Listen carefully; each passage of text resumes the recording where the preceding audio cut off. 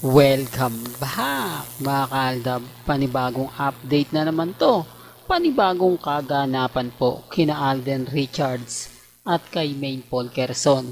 Ito yung mga ebidensya at resibo mga kaaldab na panglilinlang na ginagawa po nila para lang po makakuha ng simpatya, para lang masabi na nasa Europe nga po si Mengay, binigyan tayo ng mga photos na kung saan, syempre, ipapakita ko rin po sa inyo para mapaisip din po kayo na kung bakit nga po ba nila ginagawa yan. At ano nga po bang benepisyo ang makukuha nila. Po ba? Well, eto na po mga kaaldab ang patunay at ebidensya ni Mr. Destiny.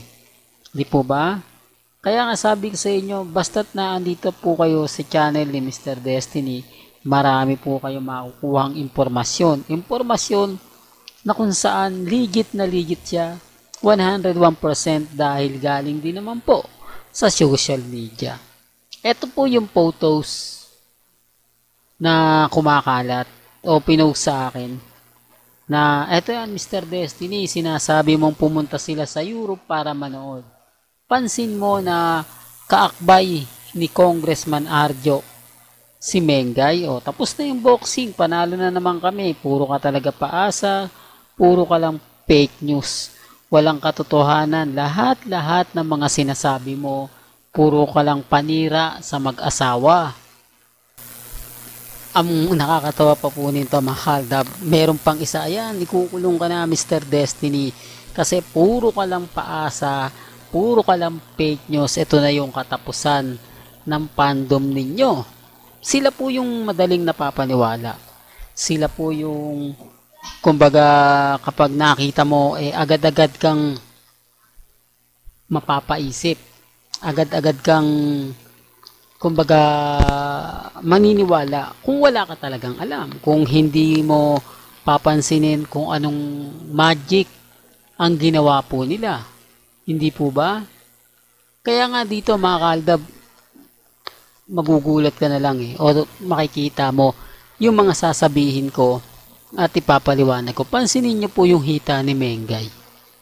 Di po ba? Saan nga po ba nanggaling yan sa gitna? Hindi, real talk to mga kaaldab. Ay yung hita, yung binti ni Mengay. Saan po ba nanggaling? Tignan nyo yung mukha niya. Di po ba? Ang laki talaga ng pinagkaiba. Yung mukha kung saan talagang hinding-hindi po talaga si Mengay. Ito pa po para malinaw. Babalikan natin ang photos. Tignan niyo po ng maigi. Babalikan natin itong isang photo. Hanapin niyo yung alin po yung mali. Ito po. Pansin niyo, ano nga po ba yung pagkakaiba? Ano nga po ba ang unang nakita ninyo sa kasuotan ni Maine Paul Quezon? Yung kabuuan na inedit lang po nila sa photos na pinakita ko po sa inyo. Dahil ito kaya mga kaaldab, sabi ko nga po sa inyo, ako po yung tipo na talagang maraming ebidensya, maraming resibo. Po ba? Ito po, yung buhok po ni Mengay, tandaan nyo, hanggang balikat lang po. Hanggang leeg po. Di po ba? Itong araw po na nakikita nyo, hanggang leeg lang. Pansinin nyo po rito. Ayan po, lumagpas na po, hindi po ba? Nag-fly away na. Ibig sabihin niya mga kaaldab, mas mahaba na. Hindi na po wig yan, ha? Baka sabihin nyo, hindi, nagsuot siya ng wig. Kasi common sense na lang po.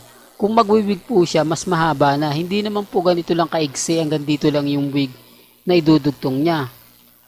Sinasabi ko lang po ito mga kaaldab para lang po malinaw na hindi po talaga yan si Mengay. Po ba?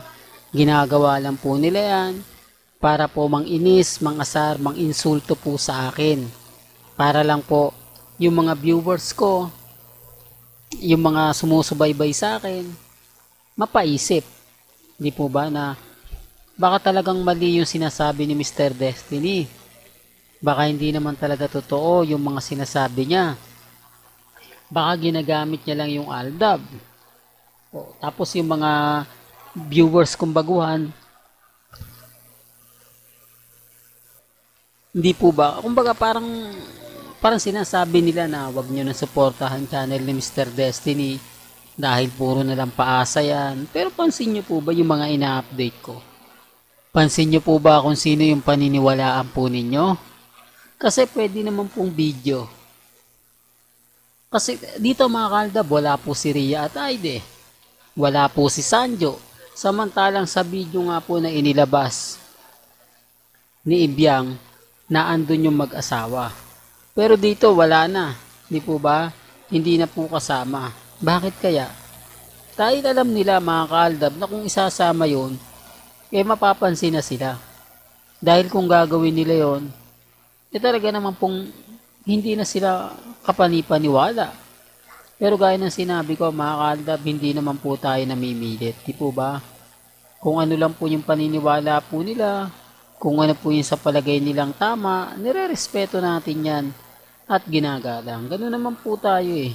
Ganun naman po si Mr. Destiny. Sa dami ng mga kumbaga ibabato natin, sa dami ng mga pinapaliwanag natin, doon pa lang may mali na eh. Doon pa lang may kita nyo na kaya nila to ginagawa para lang po inisin tayo. Para lang po maipakita na mali po ako at sila yung tama. Gaya nga na sinabi ko, pag si Mengay sinabi natin nasa ibang bansa, agad-agad gumagawa sila ng rason. Agad-agad gumagawa po sila ng mga edited. Tapos sa atin po ibibintang pag tayo yung kumbaga nag-throwback video, nag-throwback picture.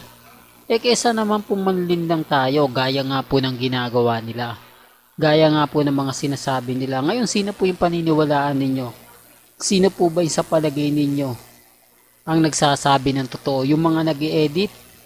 O yung talagang gumagawa ng katotohanan? Kaya nga po hindi ako natatakot kahit anong sabihin nila na makukulong ka sa ginagawa mo. Hindi po, kasi alam ko na lahat ng mga post ko, komento, galing po sa pamilya Paul Carson eh. Galing sa pamilya Mendoza at hindi ko po inedit. Yan lang naman po yung kagandahan nyo sa channel ni Mr. Destiny. Never po tayo nag-edit para lang po mapaniwala. Kasi sabi ko kung ano yung paniniwala naman po ng Aldab, nire-respeto ko naman po yan at ginagalang. Nakita nyo naman po lahat ng komento.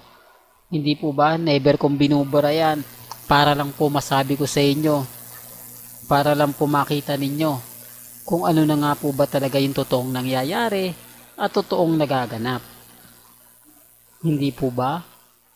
Well, hanggang dito na lang po ang ating latest updates. Kaya kung gusto nyo pa po ng pinaka-latest at sariwang update, abay tumutok lang po kayo dito po sa channel ni Mr. Destiny para updated po kayo sa mga bago at sa mga latest na i-upload po natin maya-maya lang. Hanggang sa muli, salamat po sa panonood at pakikinig.